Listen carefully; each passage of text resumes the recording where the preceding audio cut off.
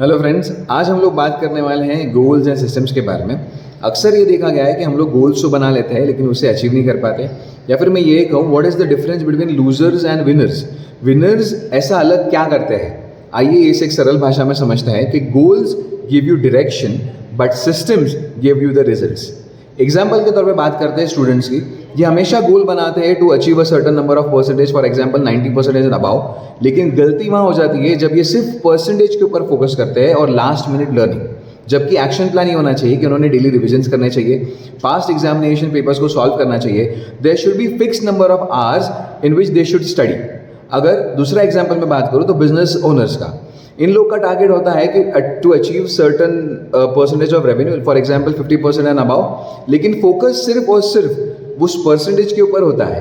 जबकि action plan ये होना चाहिए कि आपने डेली कुछ सेल्स जनरेशन या फिर लीड जनरेशन एक्टिविटीज़ के ऊपर फोकस करना चाहिए।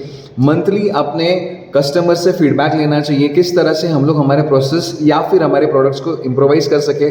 आपने मंथली अपने सेल्स टारगेट्स को एक बार एनालाइज करना चाहिए, किस तरह से हम लोग एक अच्छी स्ट्रैटेजी बना सके। साथ ही में अपने उन सारे रिपीटेटिव टास्क को हम लोग किस तरह से ऑटोमेट कर सके, इसके ऊपर फोकस करना चाहिए।